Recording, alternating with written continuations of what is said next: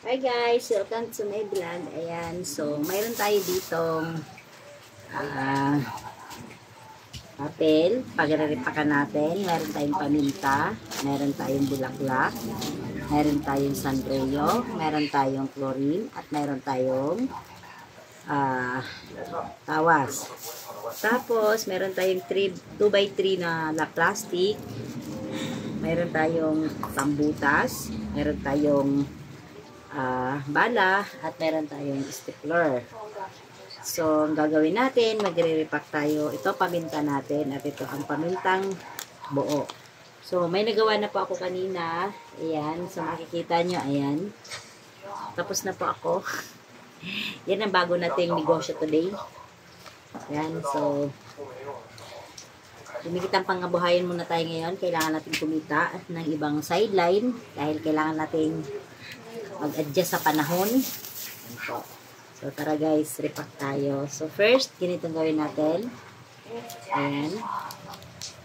So, makikita nyo, lalagyan ko lang siya. Ayan.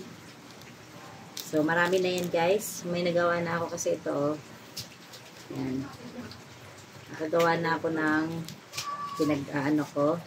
So, ang gagawin ganito lang. Ayan.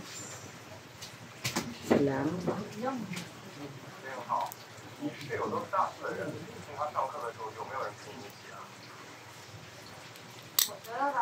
Ayan, mabilis lang guys. Hindi na natin kailangan ng tagalan. Mabilis lang siyang gawin. Hindi naman siya ganun kabigat.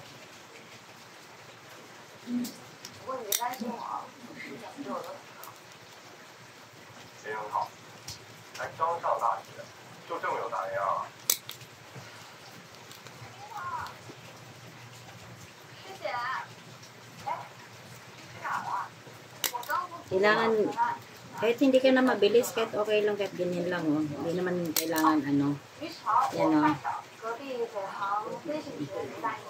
Hindi naman kailangan mabilisan. Ay, sus, wala na bala.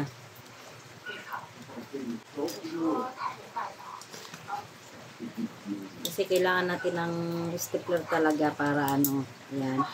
Yung iba dati, naanuhan pa yung katol, pero ngayon hindi na. Diretso na tayo. Yan.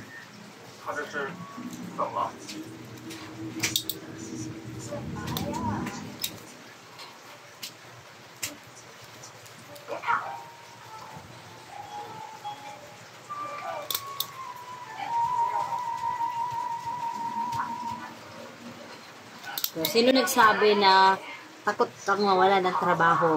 Mayroon tayong negosyong kailangan nating isipin. Hindi pwedeng takot-takot pag mawala ng trabaho. Kailangan kumikita rin tayo ng pangkabuhayan at marunong tayong dumiskarte sa buhay.